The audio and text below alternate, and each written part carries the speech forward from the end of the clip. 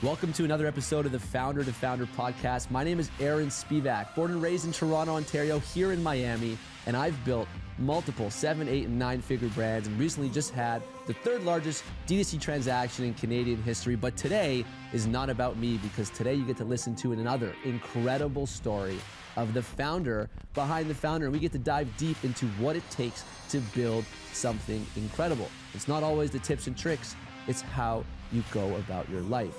So join us for another incredible podcast at the Founder to Founder. Today's podcast is sponsored by Zell, the one tool that you absolutely need to be using when it comes to influencer marketing. Imagine one tool, not spreadsheets, all these other things to consolidate everything you need. The dashboards, the relationship management, the payments, the performance report, all happens in one spot. It's like having a marketing expert on your team. So today, you can book a call with Zell. They'll bring the experts. They'll teach you how to use the platform. And of course, they'll make sure that you get the most bang for your buck. They've got a free trial. So just go test it out. See if you like it. They're a great sponsor of the pod. Check out Zell. Will Nitze, like Porsche, welcome to the Founder to Founder podcast, brother. I'm happy you're here. Good to be here. So for those of you who don't know, Will's an incredible paddle player. He whipped my ass the first time. But beyond that, an incredible entrepreneur with a fabulous story, which I'm sure we'll get into today. But the way I love to be in the podcast is tell the world who Will Nitze is. I would say I'm an opportunist. That would be, which I kind of stole that line from Sam Zell, who's anyone in real estate will know Sam Zell. He was a billionaire real estate guy. But when he, people would say, oh, what do you do? And, most people would say, oh, I'm in real estate. I'm a real estate developer. And he never answered it that way. He said, I'm an opportunist. And I was like, boom, that's me. Because it's not just about, I just look for opportunities. It's not just about entrepreneurship or for-profit business or whatever. Expand it to romantic life, social life. I just look for opportunities. So that's how I describe myself. Where does that come from? Like, you just naturally said, you know what, I love to seek and find opportunities and jump on it? Or was it something you learned in your youth? Like, where does that come from for you? I think it dovetails with the need to win. So it's not just, I'm not just looking for opportunities. I'm looking for opportunities I can win at, because there are endless opportunities, right? But what can I win at? And also, what do I want to play and win at?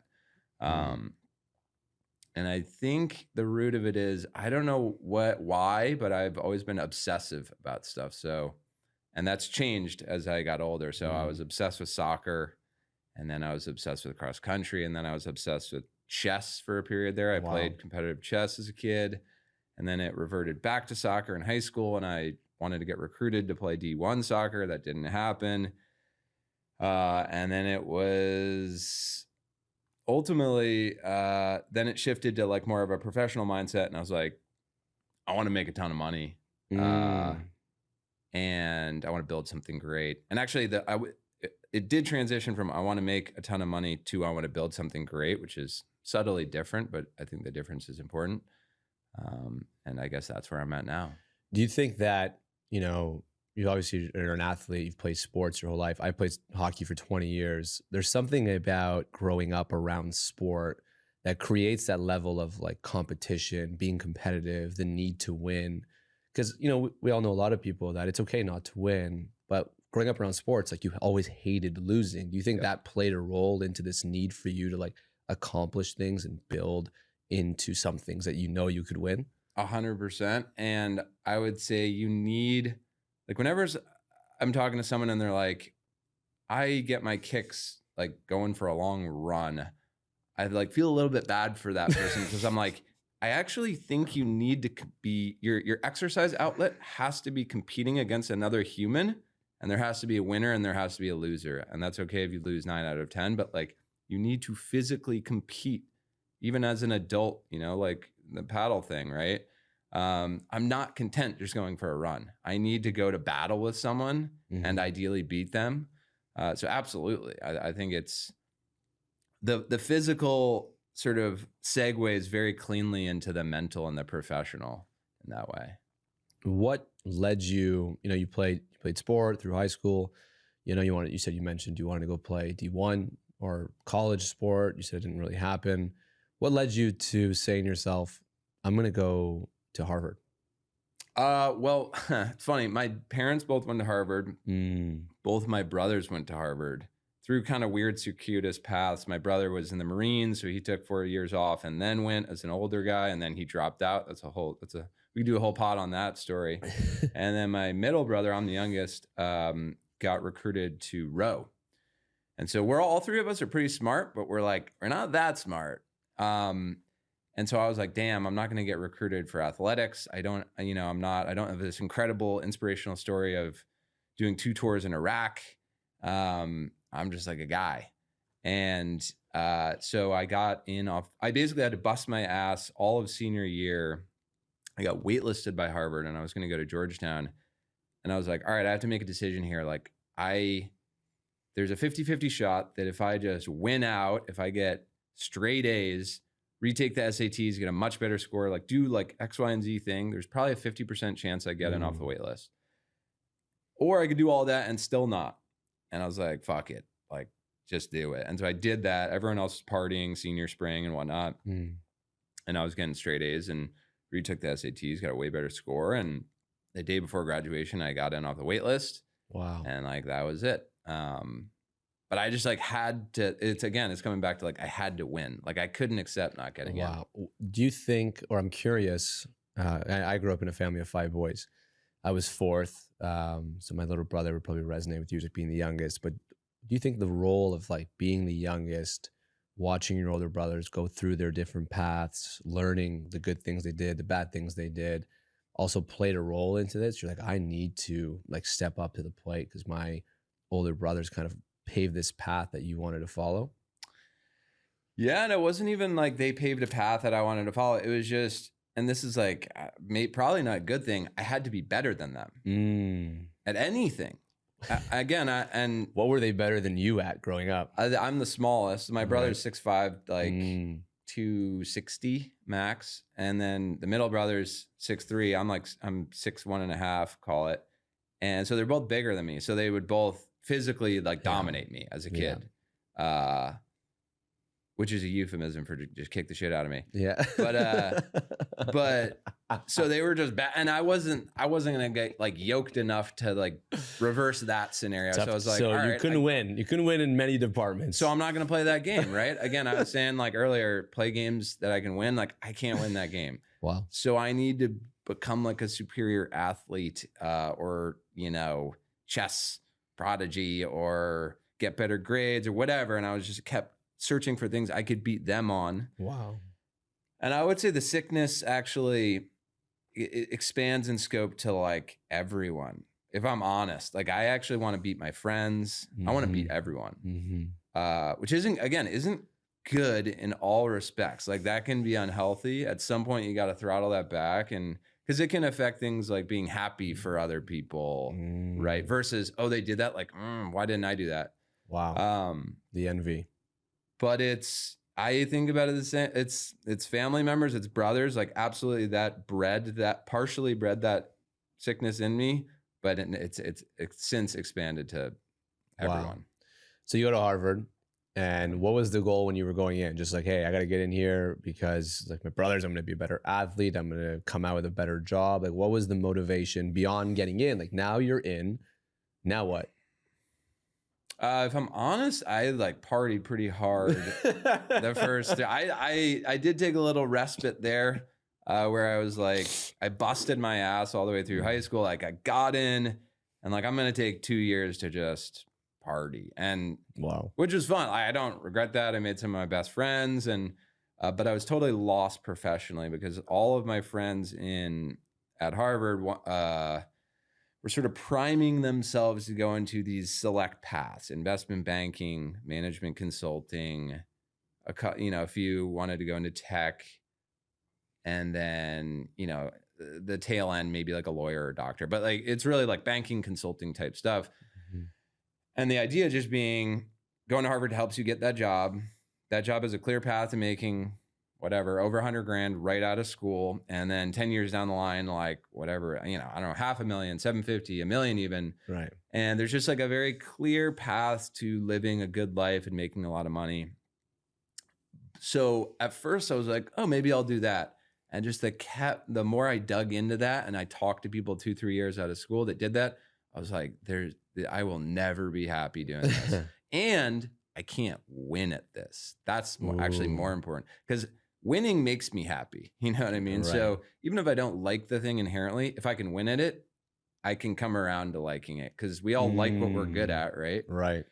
And I was like, I can't win that game. I'll never be the best management consultant. I'll never be the best iBanker. So I'd way rather play a game I couldn't win, but I couldn't figure out what that game was. All the way through to my first job, I just kind of took a job just to take one. And when I was like 25, 26, did I figure that one out. That must have felt like incredibly lonely. Like, I remember, I didn't do university. I dropped out of pretty much high school. They kind of pushed me through because I was pretty good at hockey, and didn't do anything else. And I remember that like period where everyone is doing a certain thing. They're on like the train tracks towards something that might be great for them, but clearly not going to be good for me.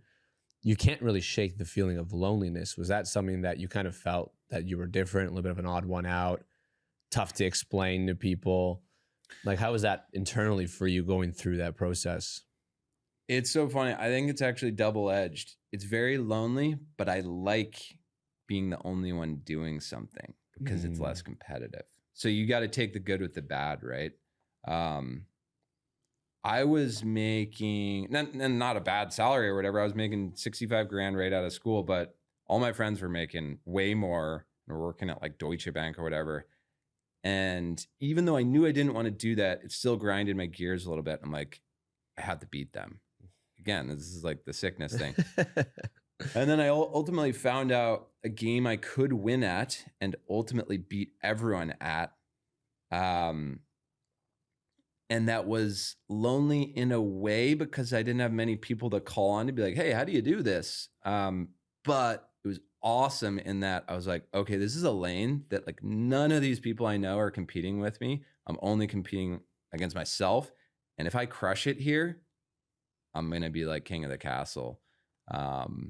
Now, 7 years later, where I am now, I think about all this actually quite differently now, but that was definitely where I was at the time. So what was that opportunity for you? First of all, how'd you come across it? And when did you realize that, like, okay, it checks my box, I can win at it, I feel good about it. Not all my peers are all in the same race with it. I'm going to go all in. And did you go all in right away, or did you do that strategic move where it's like, I'm going to work a little bit, I'm going to kind of get something off the ground and then eventually go all in? I mean, so I did something kind of wild. So I had two bosses. One of my boss was kind of entrepreneurship curious, just like I was. And we would grab beers after work and just shoot the shit. And he gave me this idea, like kind of unknowingly. I don't think he ever thought I would execute on it. He was like, yeah, at a past job, I worked at Deloitte and I wanted to start an airline, like a small airline. And I walked into my boss's office and I said, hey, I want you to cut my salary in half and I want to work half the hours. Like, would you be open to me doing that? I was like, whoa, I didn't even know you could ask your boss that. Wow. And I literally just ripped that idea. A month later, I walk into my other boss, like my boss's boss's office, and I say that exact line. And granted, you have to be semi-irreplaceable to do that, because you got to be in a good spot. You got to be in a good spot, because otherwise they're just like, take a hike. But I knew I was hard to replace. I had this kind of esoteric knowledge set, and I knew it would take him at least 6 months to replace me. And so I had that bit of leverage. And he came back a day later. He's like, this isn't going to last, but okay for now. And so I had enough money to pay my rent, buy groceries, all that. And I was working like 20 hours a week, which is like nothing, right? I could put in a full 100 additional hours working on whatever. And so, yeah, that was kind of like a... And how old were you at the time? This was what, 25, 26? 25, yeah. So you're 25 years old. What was the job that you were doing? I was selling software to oil and gas companies. So I was flying to Houston every week and I was selling like $200,000 procurement software to Chevron or whatever, which I got very good at, and I got like promoted. And I'm so glad I did it because I learned what a corporate environment's like. I learned what it's like to have two bosses, even a tough boss, selling stuff you're not really passionate about, working a desk job. It's so powerful to have that, because now I can always juxtapose. Like, entrepreneurship gets hard, but I'm like, yeah, but at least it's not that. Ooh. You know what I mean? And I can always like have that reference point. Wow. And I would say also that is the feeling, right? Like that feeling of like, I'm at a desk job, I'm selling something I'm good at, but I don't really love. I don't love where this is going. It's like that feeling of like, I got to do something else that gets me going. And that's really magical. So then you say, okay, I'm going to give you 20 hours, make an agreement, make enough money to pay the bills. But I love this strategy. I tell everyone to do this strategy. Everyone's like, all right, I'm going to quit my job, then start. It's like, why? Can't you figure out a way to do both till you're at a point where you take the stress off the business? But anyways, you take that off. And then what was the next move? Like, you had an idea already, or you're like, I'm going to figure it out one step at a time? Yeah. Circuitous path to get to the idea I went with. So I wanted to do a consumer good because I wanted to make the thing with my bare hands. And I wasn't a coder, so I knew I didn't want to be the guy who like outsources an app to Eastern Europe or whatever. Whereas like, it's kind of my product, but I didn't actually make it. And if it breaks down, I'm going to have to call some guy, halfway across the world. Like, didn't want to do that. I want to make this thing with my bare hands. And so that, of course, shrinks the number of possibilities. And basically, it's going to be a consumer good. But even more than that, I was like, no, I want to make this like in my apartment. Wow. So now it's almost certainly going to be food and bev. And I read a book called Mission in a Bottle by the two guys who started Honest Tea, Seth Goldman and Barry Nailbuff. And I like loved it. And it talked about the ups and downs of, they were brewing tea in pillowcases, and they bought a bottling plant and it failed. And there's all these like epic ups and downs. And then they sold to Coke for whatever, some high number. And I was like, I want to do that. And so I started thinking about drinks, and then it very quickly became apparent to me that you need 30, 40, $50 million to build a drink brand. I didn't want to raise a ton of money. It just seemed like a harder path. And so I started morphing into the snack world because just frankly, the economics were better.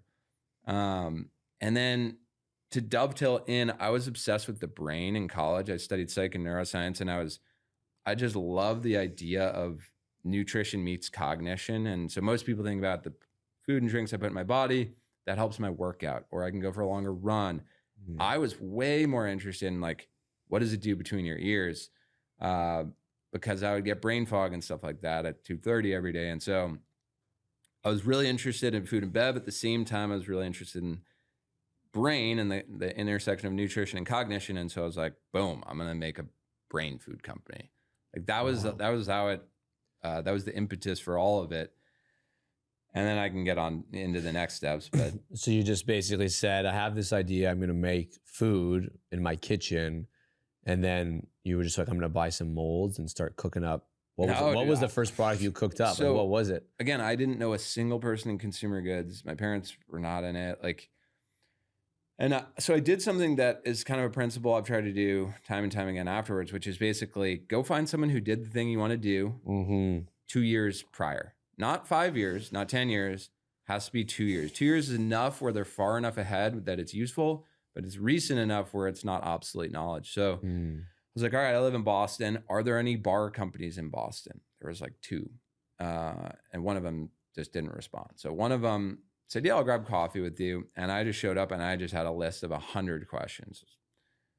Do you manufacture or do you self-manufacture? Do you get a co-packer or self-manufactured? What should your gross margin be? What should your COGS be? Where do I buy cartons? Like, what flavors should I start? Just literally everything. And that gave me the roadmap. And so they actually connected me with my first co-packer. They had also run a Kickstarter, and we started via Kickstarter. So I literally I talked to a couple other people, and I just triangulated the first 10 steps just through those conversations. And then once I got into motion, I became my own mentor. Like trial and error taught me better than anyone could have taught me. Like I I have this maybe contrarian take of like mentors are way overrated in my opinion. I think trial and error is the best mentor of all time. It's like undefeated as a mentor. So, but I needed those kind of early mentors just to figure out where the hell do I start? Yeah, I would say, I've had so many mentors throughout the journey, and I've been able to still kind of tap into them. And I think what you're like really saying is, don't depend 100% on a mentor or really anybody. You have to still do things. Sometimes you get advice or someone tells you to like conflicting pieces of information, and it essentially just makes you like sit there and not do anything. Yeah. And the best teachings are learnings. But I will say, beyond mentorship, the one thing that I always got out of mentors was the connections. Was, hey, oh, you're about to sell your business. Oh, you're about to expand into this retailer or into that region. Make sure you talk to so-and-so before you do that. That is like the most invaluable thing ever, because they've worked with them. They know what they do. They know they're good at. That's what I think a mentor does beyond some of the advice, beyond the mindset, which is also really important. But like you said, the connections. I think there's actually distinctions. There's vertical mentorship, right? Which is like, I'm now 34. I'd be like a 55-year-old guy who did it but did it 10 years ago. And it's like, hey, when you did that, how do you do that? I'm bearish on that. I'm super bullish on horizontal mentorship, meaning a network of other people who are doing the same type of stuff you're doing right now, or plus or minus 2 years, and picking up the phone. Hey, when you did this 6 months ago, how did you do it? Because the space changes so rapidly. Retailers' policies change, buyers change seats. Everyone hates Amazon. Now everyone loves Amazon. TikTok shops like doesn't exist. Now it's like the number one way to launch something. Like everything moves so fast that horizontal is killer, right? I do that all day. I pick up the phone and call people and ask advice all day, every day. That's literally the tagline of the Founders Club, to be surrounded by people doing exactly what you're doing, a little bit ahead of you, a little bit behind you, so that you can be in the know. Because that way, like, you just can't pick up the phone, send a message, speak to someone who's either A, just did what you're trying to do, or B, working on the same thing as you, and you can kind of fast forward the learning curve, which is absolutely massive. So what was the first product like that? Did you build it in your kitchen, or after this conversation, you were able to say, you know what, right to the co-packer, here's 5 recipes, send me it to my house. I'll try them out. Like, what was your first step? Yeah. Well, this is another thing. The product's never done. That, like, put that on a bumper sticker or something. The product is never done. So we're not done with the product today. It's kind of like AG1, right? They're always coming out with a new recipe. I love that. People don't think about, from the outside in, they're like, oh, once you have a Snickers bar, it's a Snickers bar. It's like, no, they make micro 0.2% changes over and over and over again. So the first product was brain food, right? That was the idea. And we did a Kickstarter, went really well. And we had 3 flavors, but they were super esoteric because I thought they would be kind of whole foodsy. It was like cacao, almond, sea salt, blueberry, lemon, sunflower, and matcha chai hazelnut. Right now, I'm like, what the fuck was I thinking of those names? Wait, before you begin, on the Kickstarter, because this is really important, right? For someone who's listening and thinking about it, there's 2 ways to do Kickstarter. I'm curious which one you did. Was it the authentic way, where you actually wanted to validate your idea, or B, were you trying to make a bunch of money? No, I was trying to validate the idea. There's this it's funny. People like don't get Kickstarter. They're like, oh, is that how you raised money? It's like, no, dude. Your unit economics are going to be so bad. That's how we lost money, actually. Yeah, no. But you might even lose money, and it still was the right move because it validated the idea. Right. You got a couple thousand customers, and you can now, and you got a bunch of sales. Those are real sales. You can take that and go raise money off of that. Exactly. That was how we use it. We knew that from day one. First of all, we had to raise $30K just to run the Kickstarter. And you don't get paid until the end. Yeah, you don't get paid until the end. Advertising, everything between when you decide and the end is money out of your pocket. Yeah. And we used that because we knew we'd had to raise money, but we wanted to raise at a decently high valuation. And so we said, how do we do that? Well, go get a bunch of sales, de-risk it for investors. And now I'm showing up with all these sales and a product and blah, blah, blah, instead of just like a PowerPoint deck talking about what I could do. It's like, no, we have 90 grand in sales in the first 2 months. we're worth $4 million or whatever. So yeah. And dude, we could do another podcast on the Kickstarter. I'll give one quick anecdote. We didn't have any. So Kickstarter, the other thing people don't realize, you can't just go run like meta ads for a Kickstarter. Yes. No one, you're not going to convert someone being like, hey, here's a cool thing. I'm not going to ship it to you for 6 months. And by the way, I might never ship it to you. But support me and give me your money. Yeah, but just like give me money. Not going to work. So I found these sort of guerrilla tactics to make it work. Also, PR at the time was not an option because they're like, there had been a bunch of scammy Kickstarters that never delivered. And so all these outlets were like, no, we're not going to cover Kickstarter. What year was your Kickstarter? This is 2018. So December 17 through Jan 18. Oh, so you launched yours before mine. Yeah. Wow. And so I don't know why I came up with this idea, but I was like, we just need to build massive email lists and just spam the fuck out of them. Yeah. And that's what we did. So I at Harvard at the library, I was still in Boston at the time. They have these things called Red Books which have the email address of every alum. And I would just go through every Red Book and take picture, and then convert all those. There's like, you could pull the email address out of images via this software. So I got like, whatever, 20,000 email addresses that way. Then I got to log into Harvard Business School and I figured out a way to like pull all the contact details out of that. And then I created a MailChimp account and just spammed the fuck out of these people.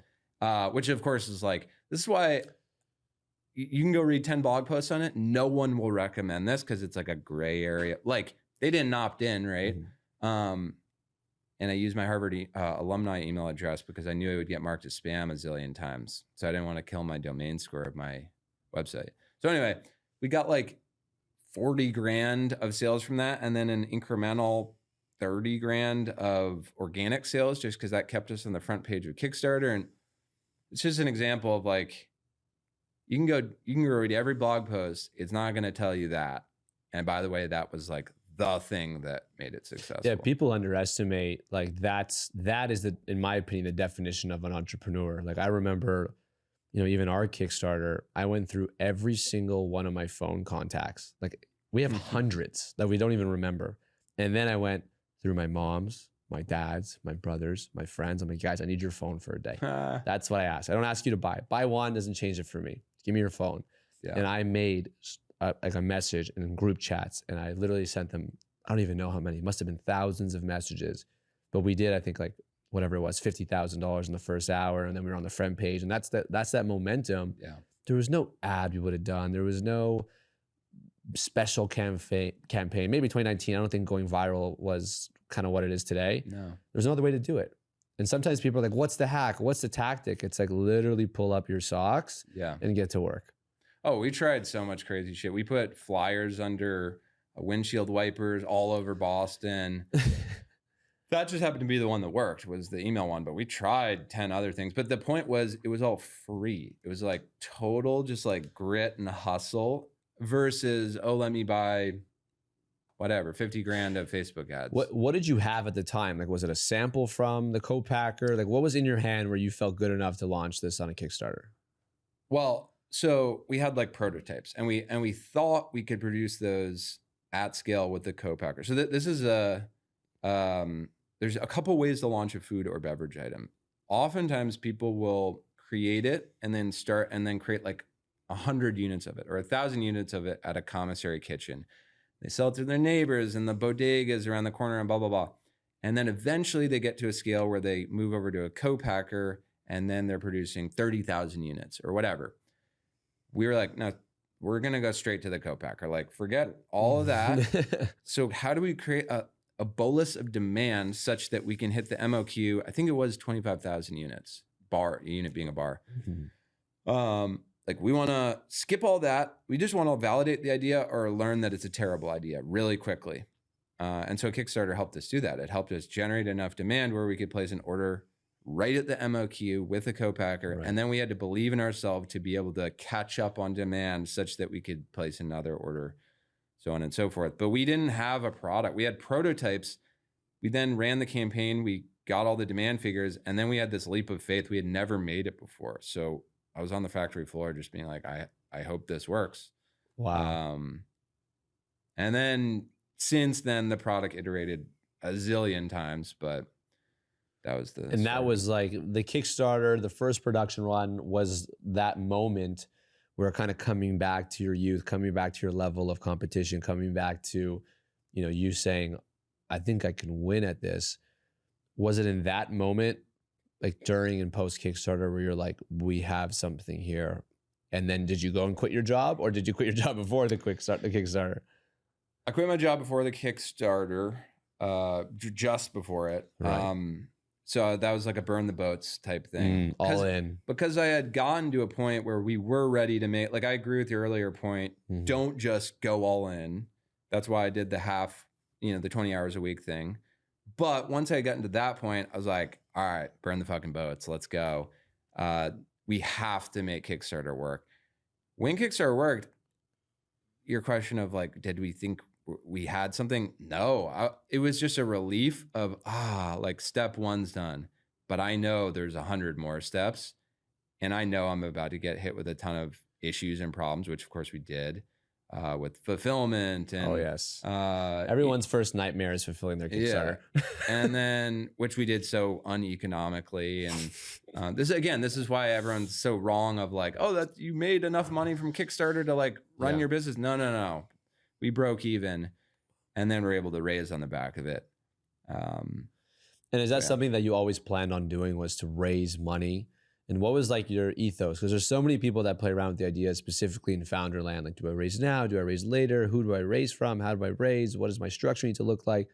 There's no like playbook for it. It really depends on, you know, what you want to become and how you want to operate your business. I've seen a lot of really bad deals. I've seen a lot of really good deals.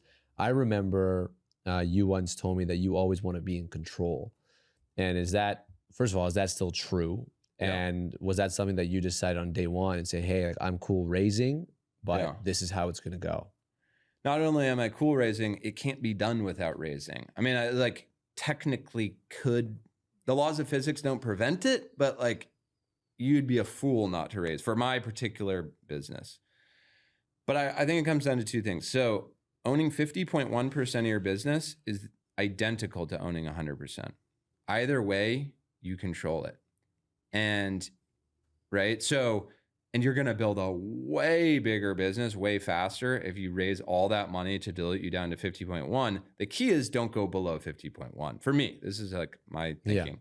The key is keep control. But insofar as I have control, fuck yeah, let's load the boat, because it's going to help us go way faster. Now, you have to be very, very careful about tranching that out. So that the traditional wisdom is, if you're gonna raise sort of like a security blanket, you know, like have a buffer and raise more money, because everything's more expensive than you think it will be. And that's true.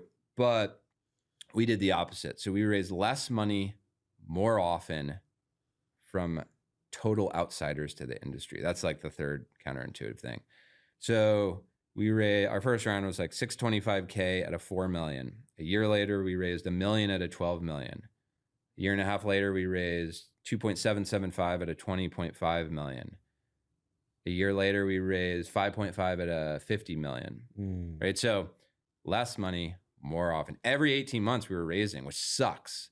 But if you're jacking your valuation up from 4 to 12 to 20.5 to 50, every incremental dollar is so much less dilutive, such that you can raise close to $10 million, but still control the business, which is what happened. So, and then of course, but by then you gotta flip profitable, right?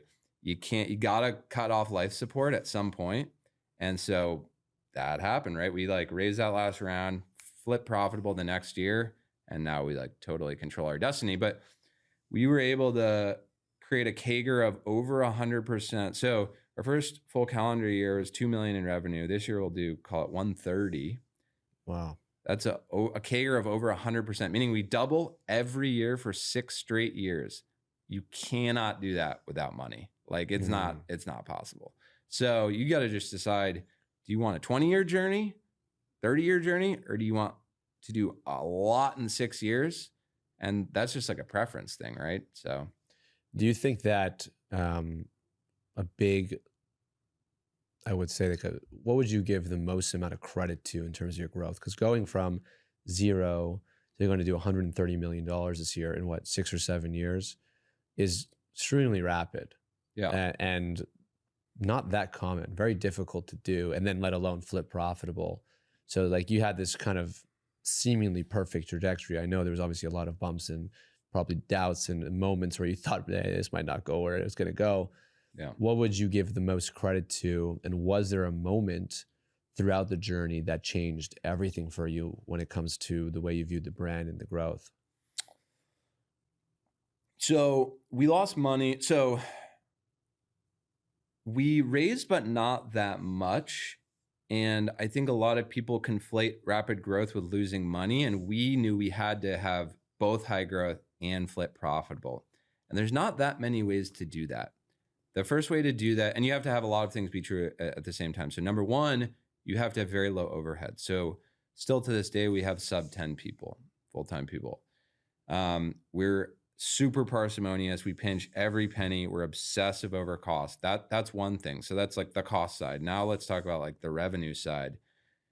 A couple of like critical things we did. We took supply chain in-house. We buy everything ourselves. We negotiate with every ingredient vendor, every packaging vendor ourselves. Most people like us don't do that. They have a what's called turnkey. So with their co-packer, they just pay for the finished good. And that's nice because it's clean. There's no administrative burden, and it's good for cash flow because they don't have to pay for the ingredients months prior. Right. And so they save that cash flow. The downside is they get dinged on gross margin. And so they get to profitability slower. So we took our entire supply chain in-house. That was really, really key. We controlled cost. And then the third thing is go to market.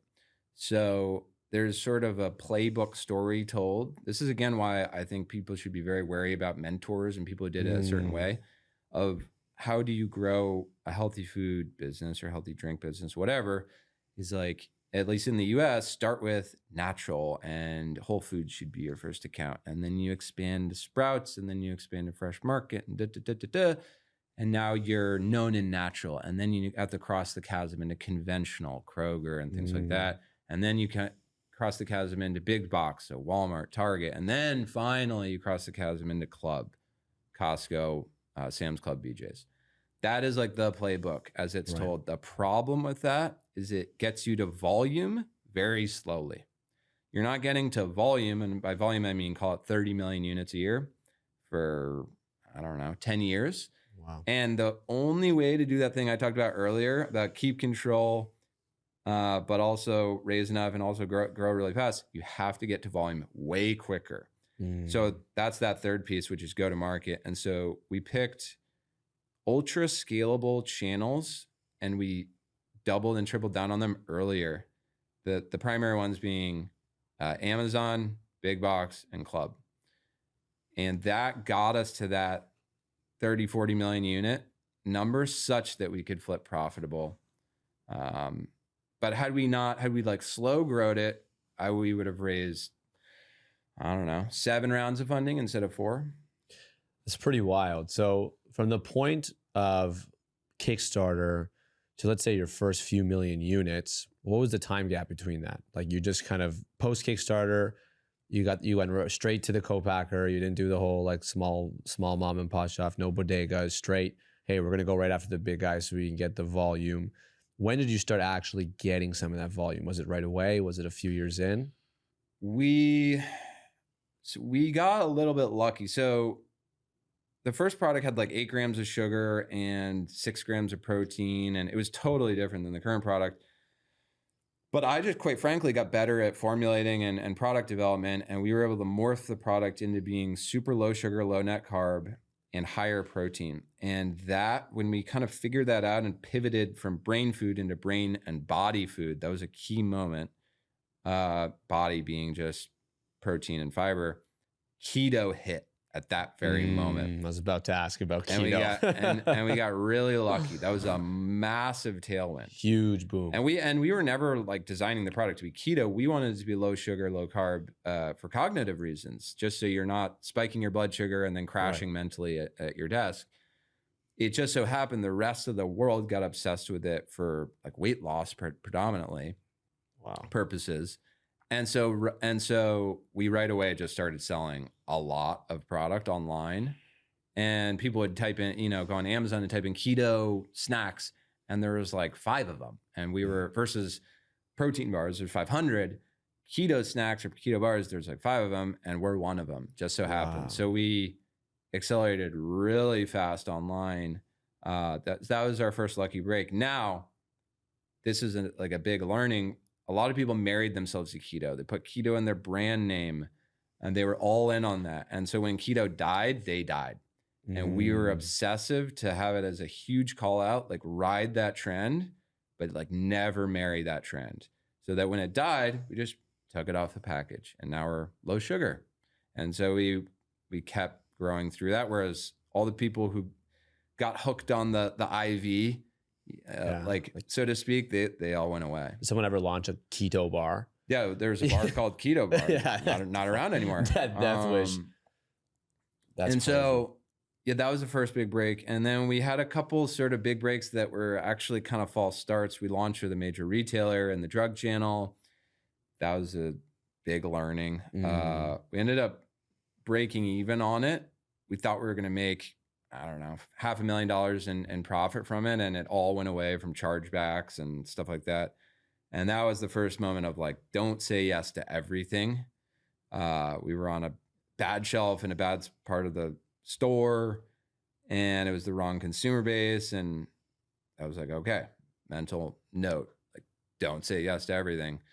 And then I would say like the other step changes were really around retailers, because e-com is a steady growth curve, whereas brick and mortar is so chunky. It's like you get Walmart and it's just like, like all this revenue and volume that wasn't there is just like there overnight. And so it's fun. It's very stressful, but it's pretty fun because you're like, wasn't in thousands of doors yesterday, and now I am today. So all of our step changes since then have really been brick and mortar based. You mentioned 10 employees, and I've had organizations that I've ran that are, we had 30 employees, 50 employees, 90 employees that are in warehousing, and things went crazy. Now within the Founders Club, we're like kind of an A-player junkie. We keep it tight, only value add. But it takes this very specific leadership style to build a 9-figure brand with 10 full-time employees. Talk a little bit about that. Like, what is your leadership style? How do you even get to the point where you can be so nitty-gritty, compartmentalize your entire supply chain, look at every single expense, make sure that we're not throwing money down the drain, but keep it lean, keep it tight, keep it growing? I'm curious on how you view it and what's your strategy around 10 people, 130 million. Yeah. So a couple things. First of all, there's this whole thing of working on the business versus in the business. I don't do that. I work in the business. I'm a practitioner. Like, I'm like on the factory floor. I also work on the business, but I very much do at least a full-time job in the business as the founder. The second piece is every person is a CEO of their domain. So you have to have killers. Like, they have to be great. And it's very apparent very quickly if they aren't, because there's nowhere to hide. We have one salesperson. For the longest time, we had one ops person, one e-com person. Like, if XYZ is breaking over here, it's not like, oh, who do we point the finger at? It's like, no, there's just one person. It's that person. And so no one can hide. And so you have to hire for people who either you like that or you hate that. There's not much in between. So hire people who love accountability, because they're the CEO of their domain. And I don't micromanage that person. I'll involve myself here and there, but it's their call. So people pitch me all the time on, just like I'm sure they pitch you on, like SaaS software or services. I'm like, I'm not the boss. That person's the boss. If they like it, we'll get it. If they don't, we won't. So that allows you to have way fewer people. What about them, like hiring under them, saying, Will, we need some help. We need more hands over here. Well, so that's the third thing. So we have a hub and spoke model. So our hub is the 8 people on our team. In reality, we have 80 people, but they're third parties. So We have an email marketing agency. We have an Amazon agency. We have a paid ads agency. We have a Walmart broker. We have a Costco broker. We have a Sam's Club broker. We have a BJ's broker. We have a national broker. So there's a hub, but there are many spokes. Why that's great, though, is you can hire and fire a spoke very easily. Not so much for a core team. It's way nimbler. You can, quite frankly, be more direct with third parties and aggressive, less fearful of what will happen. Exactly. You can just be like, I need this done, please do it. Whereas like if it's an employee, it's like, how do I frame this? And how's it going today? You feeling good today? Yeah, okay, good. I have some news for you. So it's just, I just like this model better. Now this model breaks at some point. I don't know when it breaks. I don't want to be around for when it breaks, but it breaks. But it breaks way later than you think. A lot of people are like, your brand's doing 10, 20 million bucks and 30 people. It's like, dude, you should have 1/3 of that number of people. And because they think, once I get to 10, 20 million, like we have to have a big team. No, that's completely false. So, and then the last thing, I'll come back to the go-to-market. If you are selling every 10-store Jack and Jill's bodega chain in Philly, and then you go sell another one, and you're gonna need a lot of people. But if you're selling into Walmart and Target, like the revenue per head and per like unit of energy is so much more favorable. Same with Amazon, right? So we operate on like energy in, revenue out. That's the only ratio that matters in our business is energy in, Explain revenue that. out. What is energy in, revenue out? It means for 1 unit of energy, I would need to get X amount of revenue. And if an opportunity is going to deliver below X, like we don't approach that opportunity. And how do you calculate like energy, like amount of time? Yeah, amount of time. I mean, it's not exact. It's just like sort of a rubric of, is this worth our time? Don't go squirrel hunting, right? You want to go big buck hunting. Yeah. So we only hunt big bucks. That's it. Again, that breaks at some point. At some point you run, there are only so many big bucks. And like, right? And again, I don't want to be around for when that happens. But there's also always more big bucks than you think, though, right? There's international, yada, yada. There's always more fish to fry. But at some point you have to saturate that longer tail of those 10-store chains. But by then, hopefully you're profitable and you control your destiny. And now you can absorb that overhead. But again, we're playing survival. We're not playing, there's two life cycles in every company. There's survival mode and strategic mode. Until you're profitable, you're in survival mode. Once you're profitable, you have a rebirth into strategic mode. But for most of it, we just got strategic a year ago, right? So now we can hire, we will hire, but not until you get profitable. It's so interesting that you mentioned like at some point it's going to break and you don't want to be around for it. And I know like the company that acquired us, I remember I went to their first board meeting post acquisition and you're in a room with maybe 16 people. And this is a 2,000 plus person organization. This is a massive company. And I remember, one of the leaders, it might've been the CEO at the time, says, this is it. Look around. Like, this is it. That guy's your supply chain. That guy's marketing. That woman runs the e-com. That woman runs that. That guy runs that. This is it. You guys are all in charge of, he didn't say CEOs, but like he said, everyone has their own P&L, which is kind of the same version of it. You guys all have your own P&L. And if you need something, this is it. And I always thought to myself, I'm like, there's like 1,900, 900 and like 74 other people. But as time went on, you really start to understand that like, that's kind of what you're describing here. You're saying, hey, we have the 8 to 10 people here. Sure, there's so many other people that touch the business in so many different ways, but it all comes down to the 8 here. And if the 8 here break or they don't do their job, it becomes super apparent. Like when I remember container prices were during COVID, like $20,000 a container. Yeah. There's one guy in the entire 2,000 person organization who wasn't sleeping. It was him. And everyone was texting him saying, what do we do? What do we do? And he had to like reroute it to Vietnam. Like he had to come up with that plan. I'm sure he had a team and consultants and all these people that he was supporting, but the pressure was on him. And it's such an interesting model because sometimes we don't build businesses like that. We just keep plugging holes with more people. And now everyone's got to report to people. And it's like, sometimes you plug into an organization, it's 20 people. It's like you're doing $2 million a year. Like, just one, go back into the business, which I think what you said will resonate with a lot of people, is like, everyone's so quick to get out of the business. It's like, why? Get back into the business. You'll move way faster. I want to move to a little bit of your life and how it's kind of transcended with the business, which is really important, because a lot of people sometimes, and it's happened to me throughout different sections, we kind of lose ourselves throughout the business. You're living in Miami now. When did you move to Miami? And I know you're married. When did you get married? Was it before the business started, during the business? Yeah. So I founded the company, solo founded the company, and then 2 years in, I hired my wife.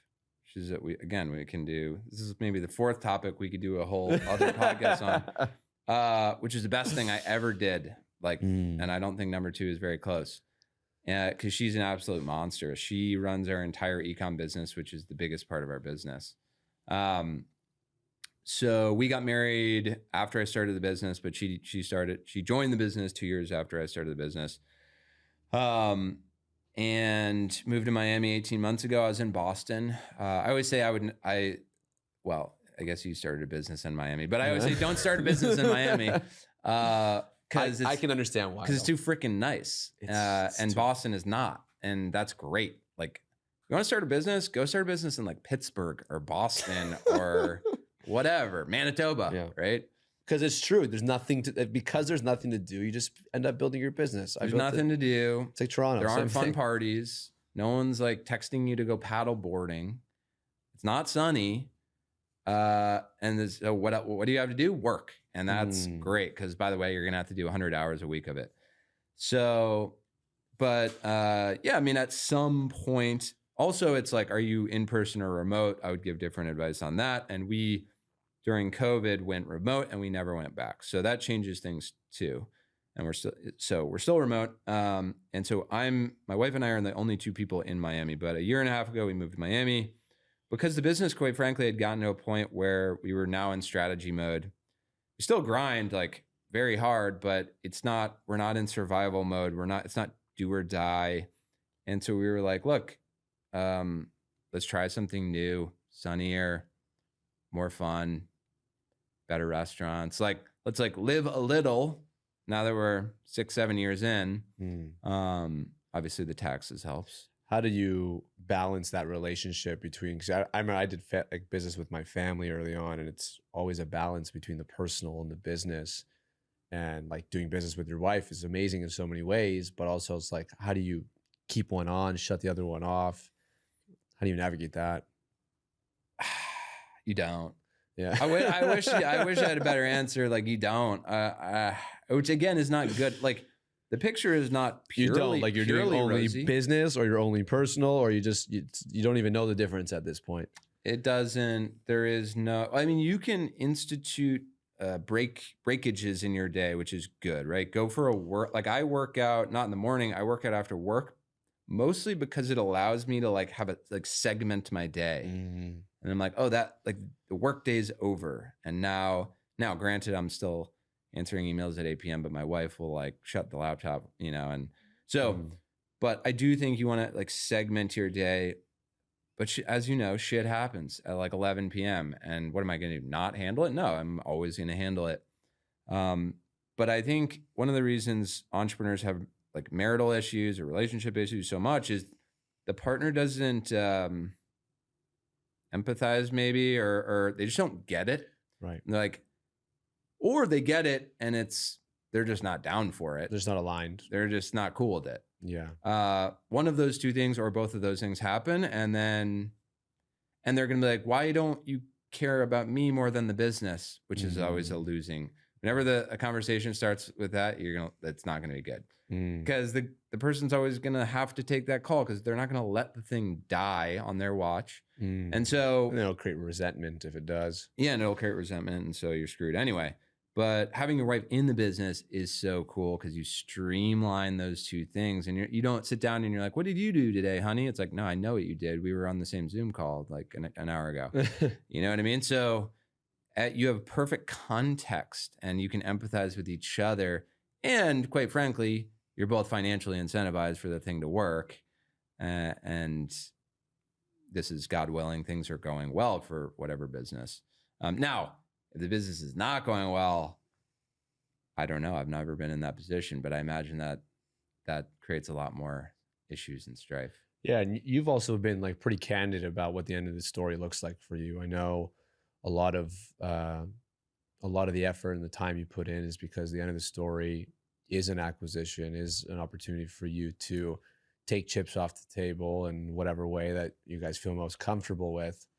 Is that something that you think both, like your wife and yourself, like that relationship is also like, we're working towards something, having that North Star, that future life, what it looks like and feel like? Is that something you think about, talk about a lot?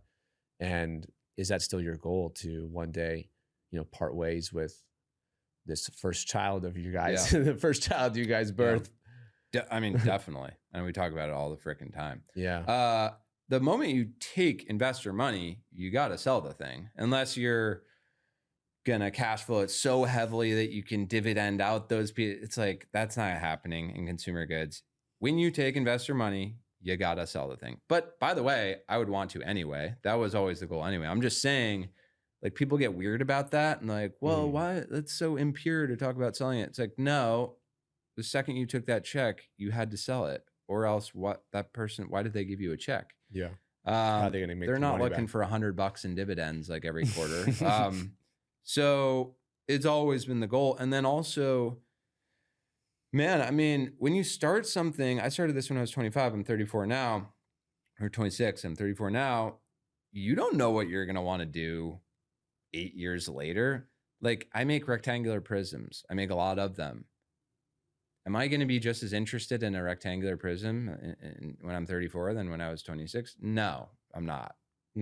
So, man, and the other thing, entrepreneurs are so ADHD and they're like, I want to do 10 other things. And it's like, which of course the best thing you could do is focus, let it compound, keep growing it. But you're always fighting that monkey on your back, and that monkey never goes away. So just like all those things rolled up, the goal is to sell it. Now you also want it to live on, you want it to be on shelves in 30 years. You can have show your kid. Legacy, yeah. So there's a legacy component too. You don't want to sell it to someone who's going to blow it up. But no, you definitely want to sell it. I think it's the last I looked, the list of like the top 50 richest people in the world all did whatever they're doing for at least 20 years, which is something I remind a lot of entrepreneurs of. It's like, I want to sell it in 5 years, 10 years, whatever. And it's like, just take a quick peek at the list. All these guys that you admire, they've all done it for decades. And usually made most of their money in the last like 10, 20% of that decade. Yep. And like, you're not even willing to get halfway there, let alone the 20-year mark. Like, no one gets to 10 years. And, and like a lot of people come at me because they're like, oh, you sold a business within 4 years. And I was like, yeah, that was our journey. That's what we planned for from day one. I was also 21, sold at 25. That all had to happen. And I'm super grateful for it. But like, there's also something powerful in knowing, like, to build something significant and big, you need to be singular focused for a pretty good chunk of time, putting in 60, 80, 100-hour weeks, keeping it lean, raising money. Like, all these things are extremely difficult. I'm curious if you feel at this point, now you're on the strategy side, which is the cute way of saying we're profitable, we're making money, we're already in the 9-figure range. Do you feel like you've won the competition that you set out back when you were 25, 26 years old? No, absolutely not. No, you need, for what it's like, pathetic, right? Because the right answer would be, yes, I do feel I've won, but I don't. And I need that stamp of approval of an acquisition. Anything shy of that, it's like the job's not done. Because there's a graveyard of brands that grew a bunch and got to profitability, didn't exit, and now they're dead, or they're a shadow of what they used to be. So that can happen like that, you know? We've seen it a million times. So I'm not so arrogant that I don't think that's a possibility. That's absolutely a possibility. So no, I'm not done. And to the earlier thing, my life goal is to sell this and then create something and own 100% of it and never sell it. Like that is better. It just so happens that if you want the liquidity to like live a certain lifestyle and be able to finance your second act, it just so happens you have to sell a company to do that. Like those are the rules of the game. Like I didn't make up the game. So, but the second act, like absolutely. Why wouldn't you? I'm not trying to churn and burn 3 times. Like I don't do this for my health, right? I'm not trying to like put myself through the same stress that I just went through again. I'm trying to slow grow and heck, work with my kids. And like, why would you do that a second time? It's exactly the same as me this time. People say, with our new, community, you're going to like sell it because now there's been this huge wave of people buying communities and running companies, buying like all these different communities getting swallowed up. And I was like, no, when we set out, we're going to do this for the rest of my life. Like and I think a large part of that is because you did that first box where you put some money in your pocket, you're comfortable. Now you can go and, do this life mission and build a legacy, have your future kids be a part of it, perhaps. Like there's something beautiful in that. But even then, post acquisition, when it does come your way, do you think you'll at that point say, I won the game? I'll say something like that. I'll probably say, fuck yeah, and like high five a bunch of people. I don't know if I'll say I won, but no, I think you won that chapter. Like I think of life in terms of seasons or chapters. Never ends. And you won that chapter. Dude, you didn't win. The game's never over. Just like the product's never over, the game's never over. Not until you're dead. And so, until you're dead. And so you won that chapter. Like that's a battle. You didn't win the war. Like you still, because that's like depressing if you won. Well, then what's the next mountain to climb? You need another mountain. Otherwise, what's the point of any of it? The money's not going to make you happy. Like you need that second mountain to make you happy. So again, I'll probably high five and I'll go to a nice dinner and then I'll wake up and think about the next thing. Do you think that you are ready to, like are you even close to be ready to part ways emotionally with the brand? Yes. I would have done it 2 years ago. That I don't like, I'm not emotional. You guys can't hear this. That is behind the camera. Freaking dying. Dude, I'm not emotional about business. I mean, I can be in like short increments, but writ large, there's a guy who wrote a book. I forget what his name is. Brad Jacobs, maybe. I think it's called How to Make a Few $1 billion. And he said something that really resonated with me because it's the same thing for me, which is the most successful financial decisions I made were failing to sell a business because I couldn't sell it. And then I kept growing it and I tried to sell it again and I couldn't and I kept growing it. It just so happened it became way, way, way, way more valuable than when I would have sold it. And so literally my biggest financial successes were failing to sell it. Same thing for me. We would have sold this 3 years ago. Like we had gotten to a point where, because again, you don't want to be part of that graveyard. Like get the win. That was us. And so we got to it and we couldn't sell it. Like we were talking with an acquirer about a deal and we were like, not ready to shake hands, but moving in that direction. And it fell apart because of a couple things. And I was like devastated. And then it just so happened that, wow, like I look back now, I'm like, damn, that would have been an epic buy for them. And then it happened again and the same thing happened. So no, man, I would have gotten out a couple of years. I'll sell tomorrow for the right price. I'm not emotional where it's like, I don't know. I'm rational enough to know when a deal is good enough to say yes. I mean, it's super powerful to have that mindset. And it's also like a testament to you knowing the end of your story really early on. Like, I feel like this was always the end of the book for you. and then you've been spending 7 years filling in the pages in between. But I feel like, you know, some people, I always say the most dangerous founders, when you ask them like, hey, how's the end of the story going to look like? And they say, well, you know, I could keep it, I could sell it, maybe go public, maybe go through some like SPAC, maybe I sell like a little bit of it. And they don't actually know. And I always feel like those are the type of founders that actually end up just where they are. Nothing actually ends up happening. Yeah. But the most dangerous founder is the one that goes, yeah, this is exactly what we're gonna do. I don't know when, but hopefully soon. That's the key. I don't know when, right? Because you can't control the market. You can't control 2022 was like a winter for fundraising and acquisitions. You sold in 21, right? We sold November of 21. Yeah. We had like, if a snowstorm would have like hit the power for like 10 days, we wouldn't have sold the company. Yeah. So I can't control that 2022 happened. Right. I can't control that Donald Trump placed obscenely high tariffs on China. Like I can't control any of this stuff. And so you do have to keep optionality around the when and still be able to grow through it. But yeah, you got to have your North Star. Right. Being flexible with the when is a superpower, because again, you experience devastating moments. There've been so many times where like we were just about to get this huge line of credit, or we were just about to get this huge PO and the guy gets fired and you're like, well, I don't know. They haven't assigned anyone yet. And it's like, oh my God, we were banking on that PO. Okay. You know, and like those things happen. And you just said like massive words, which I want everyone listening to double down on. Regardless of what happens, you need to grow through it. And that's a tremendous amount of responsibility that a founder needs to put on their plate. Like as many excuses as people throw at you, don't take them. Don't take, you know, many people are taking the tariff as an excuse right now.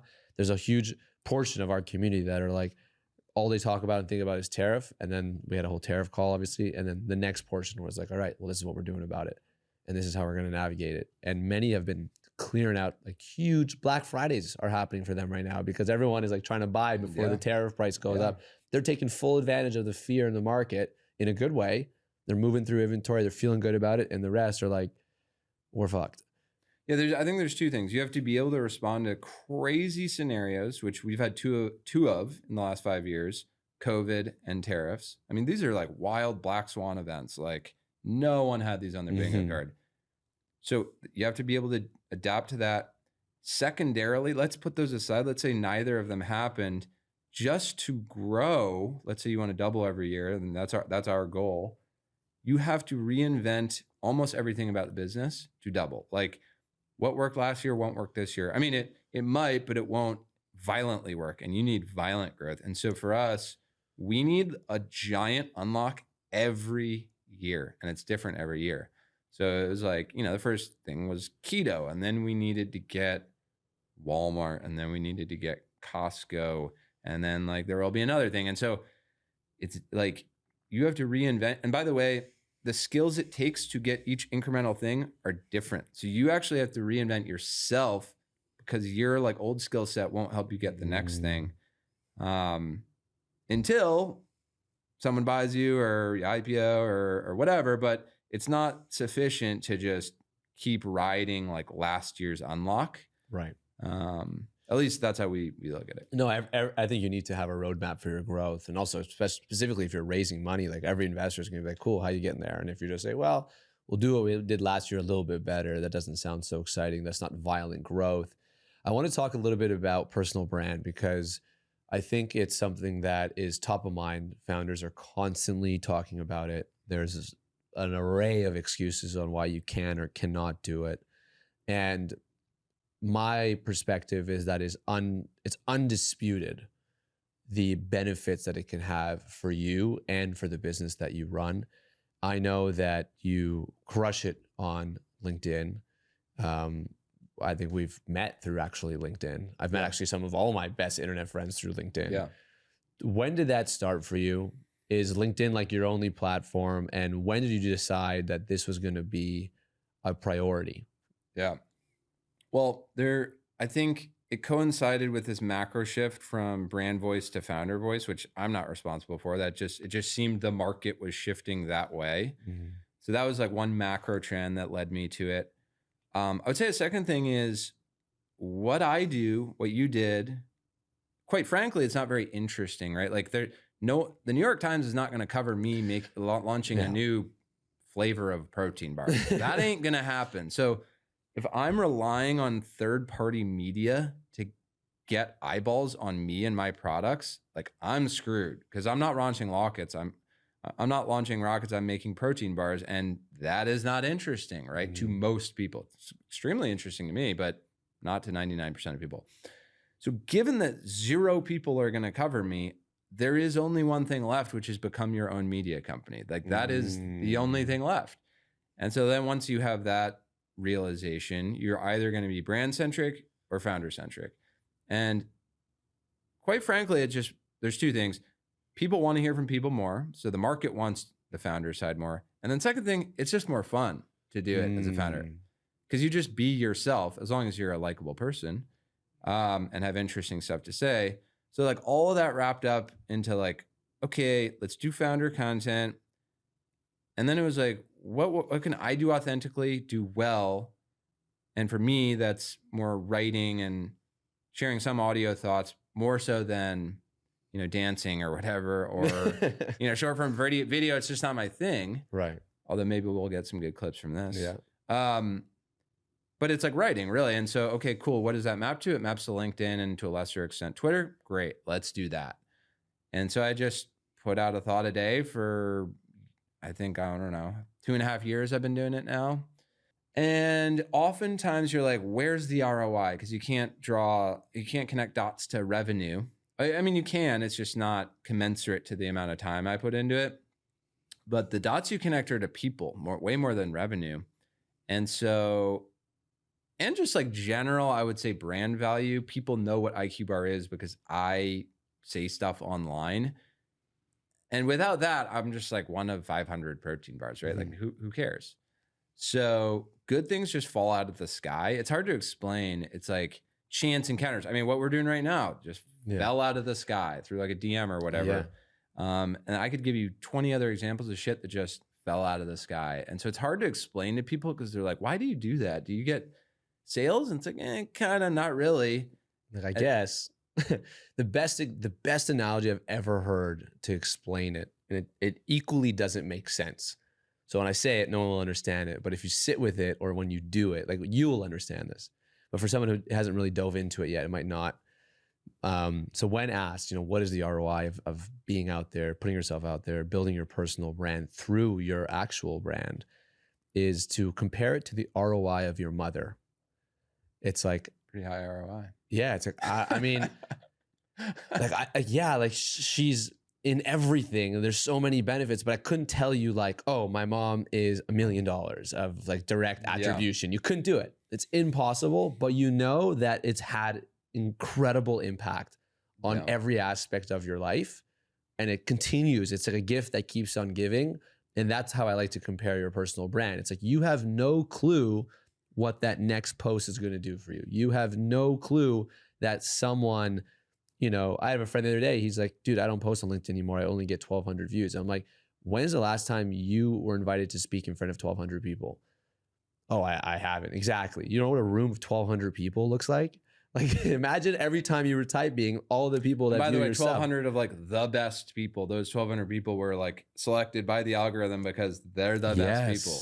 It's huge, right? Yeah. And it's like 100,000 is like I'm beating Taylor Swift. What does she do? Like stadium concerts with like 50,000 people, and everyone's like, "Oh my god!" I'm like, dude, my stupid selfie video yesterday got 100,000. And it does take a lot of consistency. And I do want to bring up the next thing because you mentioned selling the brand, and the biggest pushback that I hear is, how are you going to sell the brand when you're the face of it? Yeah. Well, luckily it's not called Will Bar. No, I mean, even if it was. Well, I think it's less so about the personal brand, and quite frankly, more so about, not to toot my own horn, but more so about the key man risk of, I guess, like business acumen or operational acumen within the business. I would say that's a far bigger challenge, which is a very real challenge, especially with 8 people, right? If you have 50 people, General Mills shows up and they're like, cool, like I can plug in my 20 people and there's no key man risk. But 8 people, oh damn, every person is really, really important. I'm going to screw this up. Like you might find yourself in a job post-acquisition. No, totally. So, well, quite frankly, like I would do that job, and I expect to do that job for a year or two anyway. Right.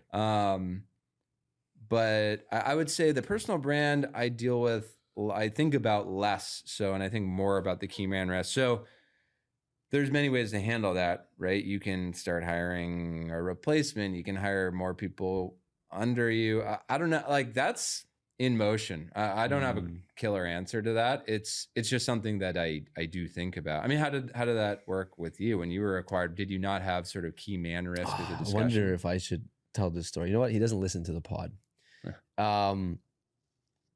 I thought Ned knows what I'm about to say. For you guys, Ned is the one he's producing behind the pod right now.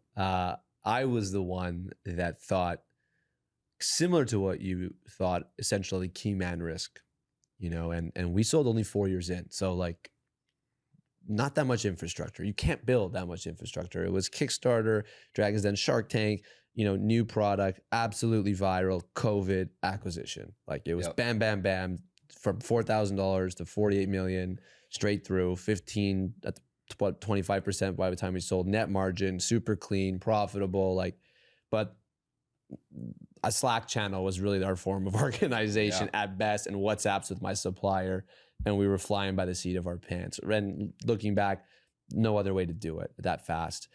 And but so I thought, I was like, you know, I'm ingrained in every single function of this business. I'm on every single ad. I'm, you know, we took over the Montreal Canadiens. It was my face on the advertising. Every single billboard was my face. Everything was mine or Lior. That was it. And even during the due diligence, like, you know, PwC did the due diligence, that was like at the top. Like if Aaron and Lior leave, this business is dead. That was their like, and I'm like shaking. So now I start convincing them, hey, don't worry, like you'll be fine. This guy, that guy.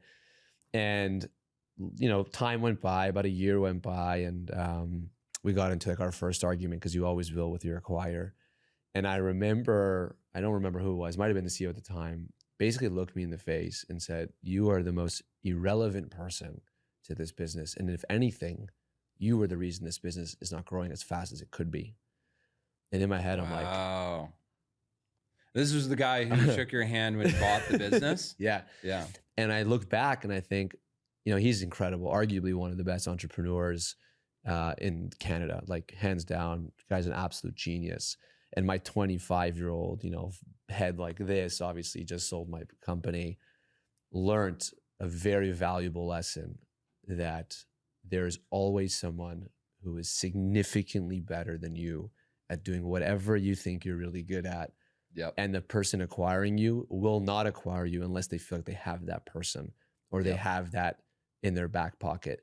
Because the smartest people we all know don't play games fairly, ever. Why would you? Just like you said, I'm going to play the sport that I know that I'm good at. You know, like if you've never played hockey before, you won't come to my 8 o'clock hockey game tonight. Why would you? You're going to come and get squashed, and you'd be like, that's not fun. But I'll play a paddle because I know I'm good. They play the same game. And looking back, I'm here thinking I've got this like, you can't touch me energy. And he bought the company knowing that in a second, he has got 2 people in his back pocket that can scale it to the moon. He was just being nice, letting me run the business. And in hindsight, the day we left, he removed my face from every single thing. And he waited like 6 months and then messaged me saying, would you like to see the P&L? And the business is doing better than it's ever done. You know, the business is crushing, the team is growing. You know, it's amazing for me to see, because I love has to that see that. been, because I was talking earlier, you want that legacy component. Yeah, like, has that fulfilled that for you? Yeah. Like, my only fear in the whole thing was that, you know, which is why we didn't sell PE, because every conversation we had with them, they had their own graveyard. It was big. There was a few that they love to talk about, but I always say, you know, who didn't work out, you know, and I'd like to talk to those founders and see their experience. And they'd be like, oh no, they wouldn't want to give you them. And I'd find them on LinkedIn and be like, dude, they killed the brand. Yeah. Like I'm trying to buy it back. It's always, I'm trying to buy it back, you know, because no one wants to see their baby dead. Yeah. And the reason why this deal made so much sense is because I knew that he's never killed any brand, and he's got a pretty big ego like myself, like we all do. And he's very competitive, and he ain't going to buy his shit and let it die. He's going to scale it to the moon.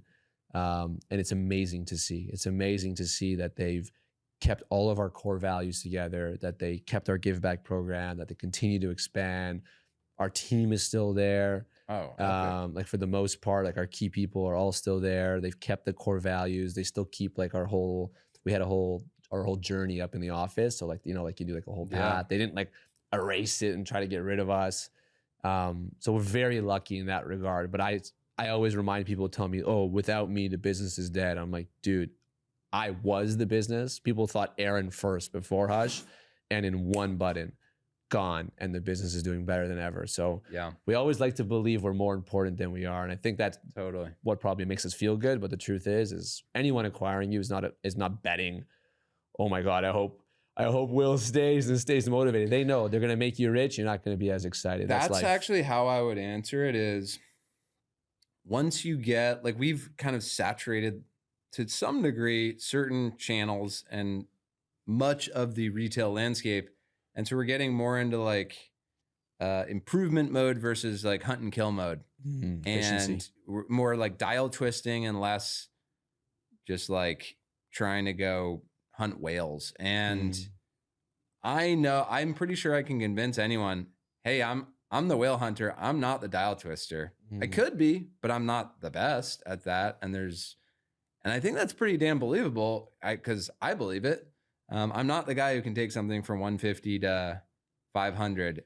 That is what corporate America is for. Like, corporate America enters the chat at that point. And you're not really a startup at that point. I mean, you are, but it's like, you're pretty freaking scaled up. And that's just a fundamentally different. It's like I was saying earlier, each year you have to reinvent yourself.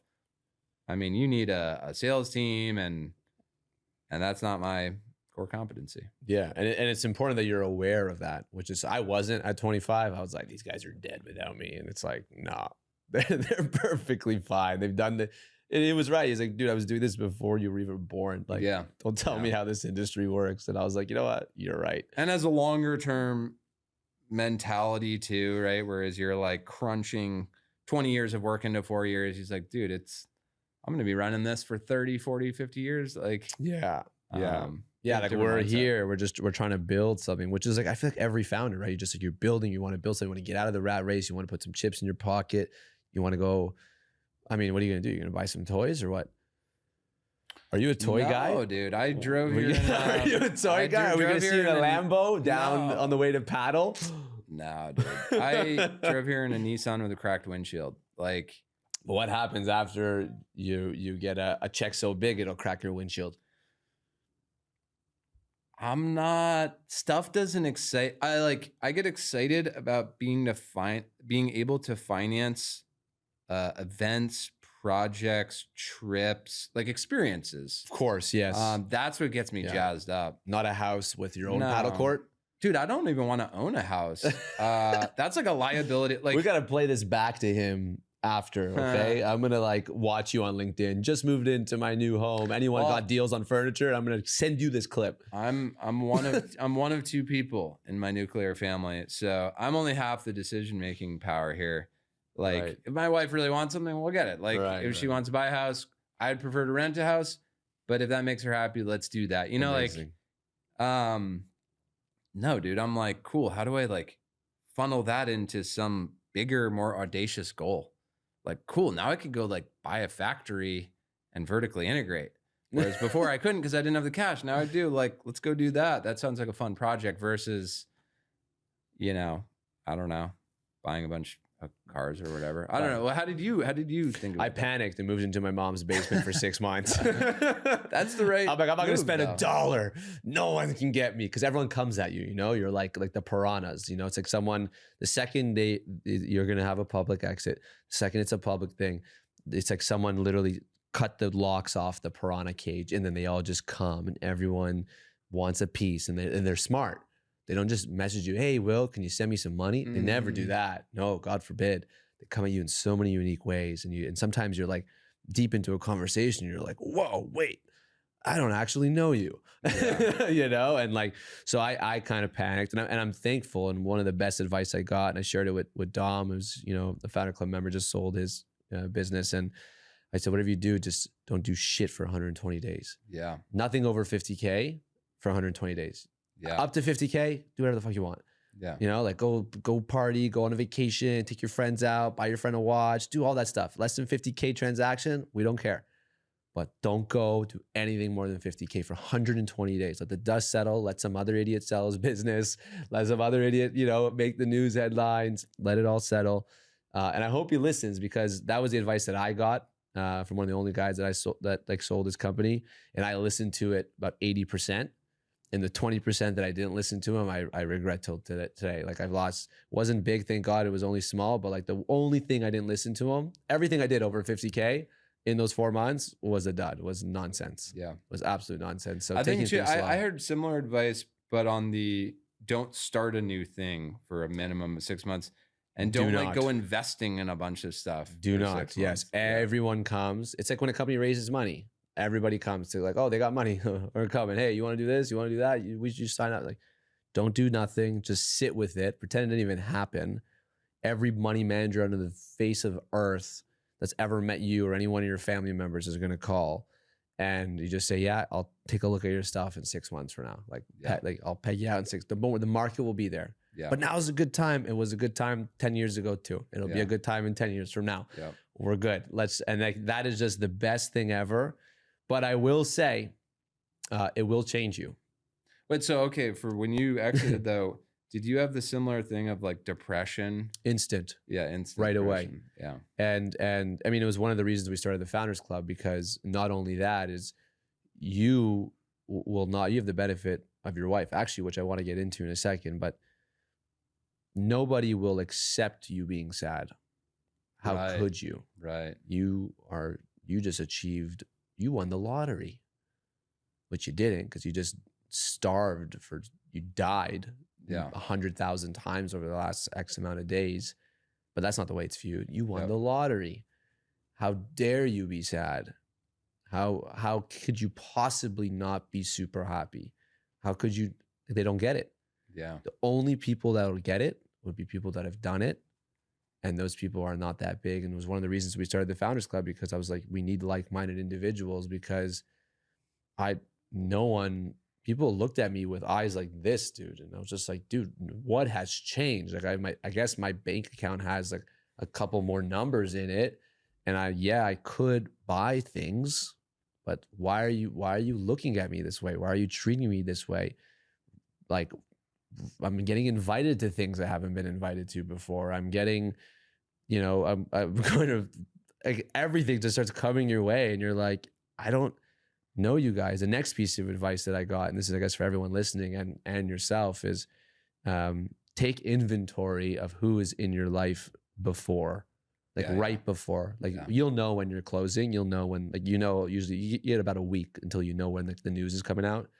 That week, literally sit with yourself and make a freaking list of like, I know this guy, this girl, this guy, this girl, this guy, this girl. That's a great idea, actually. It gets super murky. Yes. Because out of nowhere, this whole new wave of really cool people that are really impressive, but didn't really fuck with Will before because he wasn't publicly rich, start to come out of the woodwork. Isn't that hard though? Because then you, like, I think I'll do that.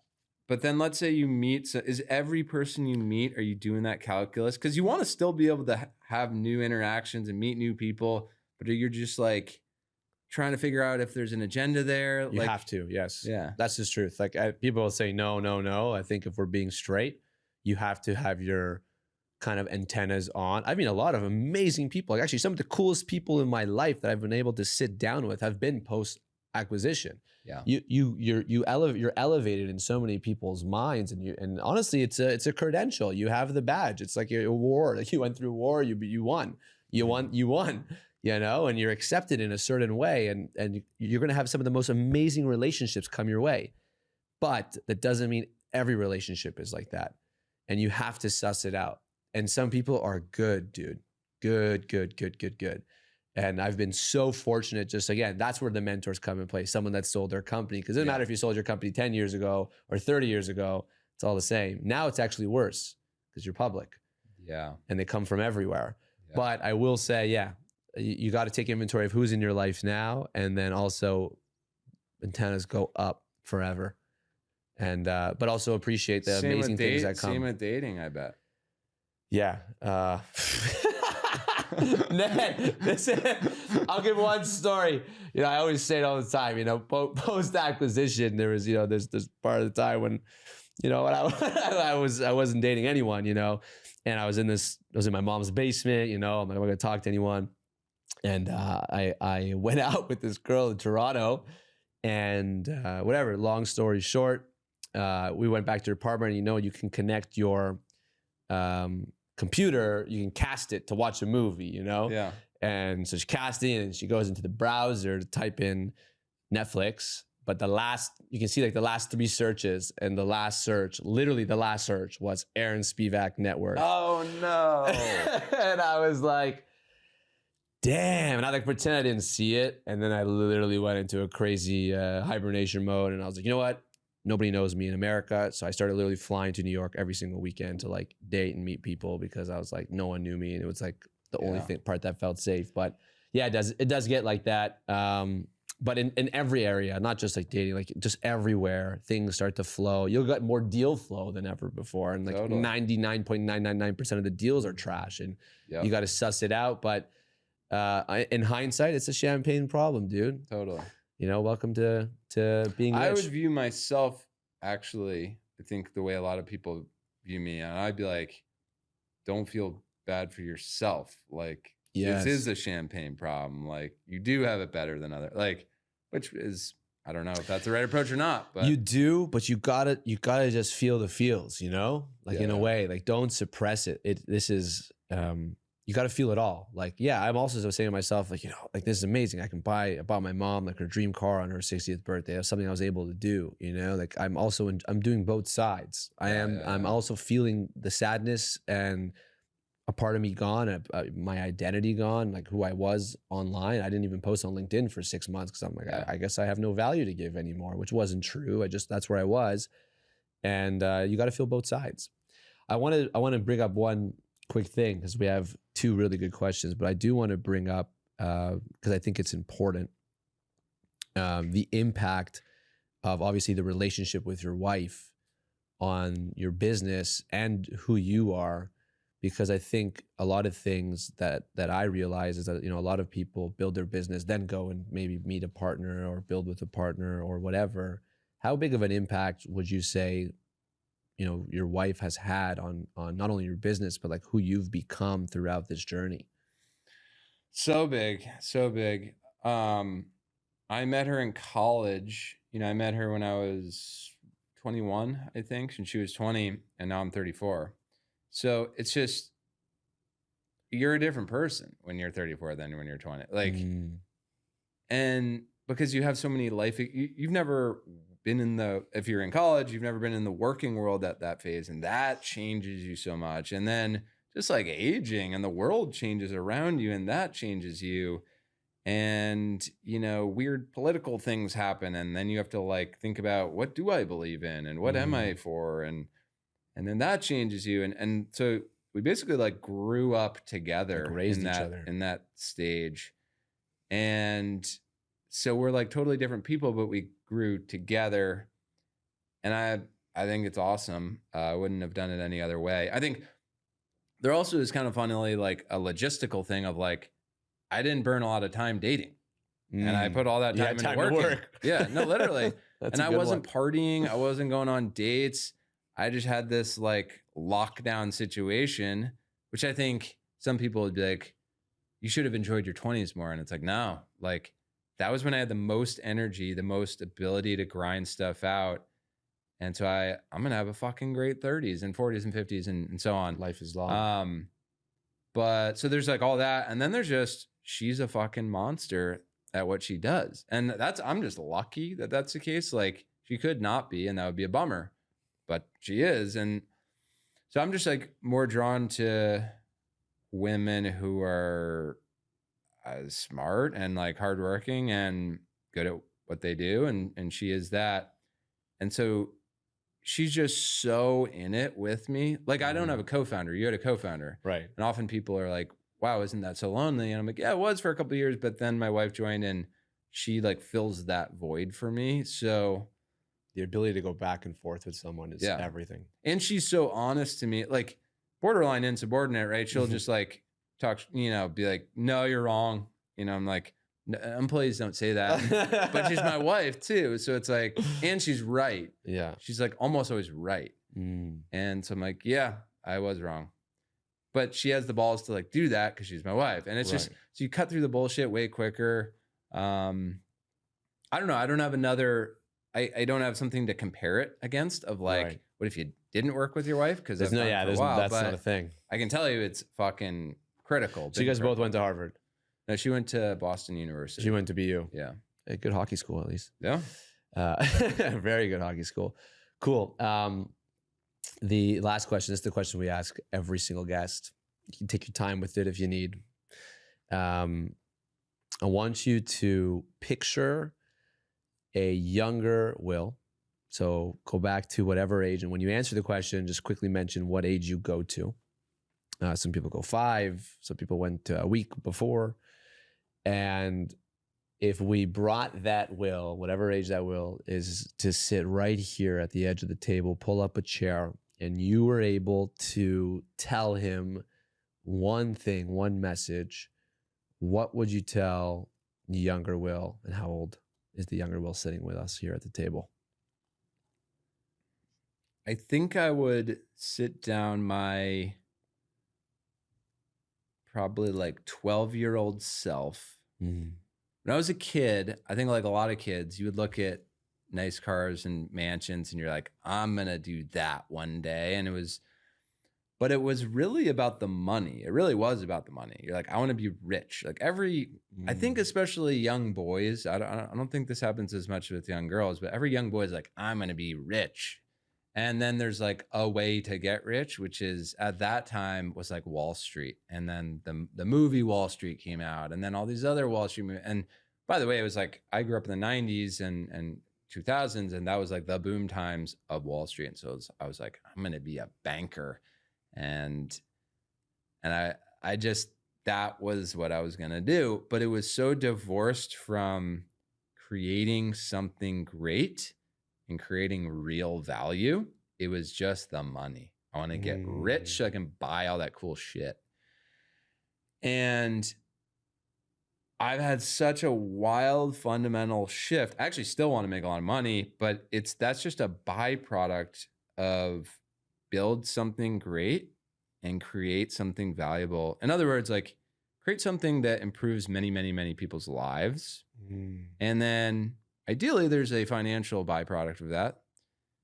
But that's not the point. Like focus on creating great things. And it really is things, literal things I can pick up more so than tech products or shifting numbers around to, help make a mutual fund more money or whatever. Like, no, I actually want to make things that I could look at on palettes and that I know make people's lives better. And I'd be like, reorient your thinking around. Still, it's cool to want to make money, like keep that aspiration, but refocus around making great things that improve people's lives. Wow. The way we know we have a good episode is we look at Ned, and if he's nodding his head, it means it was a fire episode. And I saw you nod, Ned. One last thing that you potentially want to leave people with that maybe we didn't cover, that you want people to know about you, other than go and buy a IQ product, IQBAR. You have IQ, not just bar, it's IQ, the hydration, right? Yep. IQBAR, protein bars, IQ Mix, hydration, IQ Joe coffee. But it's all at IQBAR.com, Amazon. But aside from that, by going and buying his stuff, what is a message you'd want to leave? Because we have founders that listen to this. We have aspiring founders, very high net worth founders listen to this. What is a message you'd love to leave with everyone? It would dovetail with what I just said, but I'll give you a second one. But my first answer would be focus on creating great things. Like a lot of people say, like, I'm not an entrepreneur. And it's like, I think that's BS. I actually think everyone's an entrepreneur. Wow. You could be really into poetry. And it's like, well, don't you know you can just create a poetry newsletter and same interest. Now you're an entrepreneur. So just like create great things that has impact on as many people as you can would be like my first one. I would say, but I'll revert to a second one, which is before you go on any journey, take really, really careful stock of whether you're willing to make the sacrifices necessary to get to that point, because 99% of people are not. So in an entrepreneurial context, I don't think that many people like play out, what will this do to my marriage or lack thereof? Am I actually willing to stop going to restaurants entirely? Am I actually willing to cut off 10, 20 friends? Am I like, they don't fully play that out, the lifestyle implications of that arduous journey. They just think, yeah, it'll be hard, like in a vacuum, in a vague sense. Yeah, it'll be hard. And they don't get really specific about the ways it'll be hard. That's the friends you'll lose.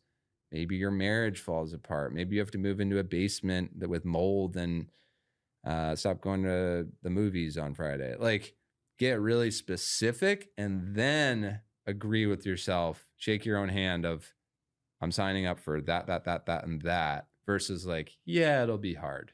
And I think a lot of people would, I just think psychologically that's a healthy thing to do. You're probably still going to do it, but just know what you're getting into. That's extremely powerful. I often say that one of the competitive advantages that I had mentally, beyond being 21, full of piss and vinegar, also with the girlfriend, so I didn't go out. I just worked 16, 18-hour days, took 3 to 5 45-minute naps. Aside from that, sometimes it's also great to be like naive.